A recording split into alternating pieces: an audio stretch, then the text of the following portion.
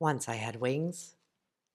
Pink and frilly Barbie Dreamhouse wings, downy milkweed soft against my cheek, rubbed against my skin like silk, or satin cheerleader jackets with my name stretched across the back, hummingbirds beating across tomorrow's and tomorrow's wings. Once I had wings before the world told me, in ways big and small, soft and loud, that girls can't fly. Or they can fly, but only over here or over there, thank you very much, and not too fast. And hey, you, slow down and make sure you keep your wings to yourself, but keep them splayed for the rest of us to see as well. Once I had wings. They unfurled like flames licking the night. Firefly, witchcraft, girl magic soared me into queendoms of imagination, into Wild West Annie Oakley, Amelia Earhart, Charo Cha-Cha-Cha. They arched open like flower petals to fly home in time for supper like wild things. Wings. Once I had wings, but they got clipped a little here, a little there, a piece for you and another for you, and sold to the gentleman in the back, until those downy feathers grew patchy, like bald spots, like hair twisted so tight your scalp catches fire and comes loose in your hand. Once I had wings until 1,000,000,000 rules and footnotes about how to be or not to be a girl, that is the question, tore at them with tiny teeth, gnawing until they hung limp and nearly useless across my back. Once I had wings that I patched with glittery iron-on decals and great bubblicious spit, but after a while the holes got too big to fix. They let in too much air. No aerodynamics. You see, girls are no good at science. We told you that. Here's a cake. Go and bake it. And watch those wings don't get too close to the sun. You might melt. Better to stay safe, no? Once I had wings, but I traded them for heels, needlepoint sharp.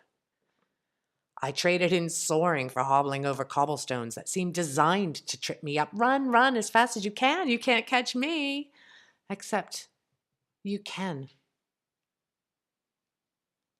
Once I had wings until I learned how to fold them back in on themselves. Tiny origami creases, retractable.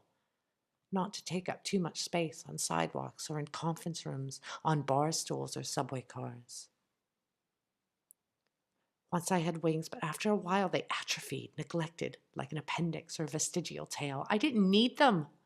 I got by just fine without them, thank you very much. And who needs wings? They just get in the way. Once I had wings I forgot about, like a dream I could just smell the edges of. Sugar and spice and everything nice, and now sometimes I wake with the taste of feathers in my throat. But a funny thing happened. I was walking down the street and a man crashed into me, didn't even see me or acknowledge me, like I was invisible, not even there, and I felt a twitching and itching in the region of my shoulder blades. And I listened to the way the gentleman in the back spoke in his clipped tones about the young girls flitting and flying, firefly, witchcraft, girl magic, and how he couldn't wait until those wings were in his fingers, his. And like a harpy, I stretched my mouth. Silent siren call on the air. Mythology is full of winged women of rage. But no one heard. And later that night, I was kept awake by the bone-stretching ache on either side of my spine. Once I had wings, I remember. There is a reason why the story of women is bound and tied with stories of weaving and knitting and craft, with binding and darning and fixing and mending. You don't really think those Stitch and Bitch meetups are about crocheting socks or baby blankets, do you? You think the knitting circles are about pink pussy hats?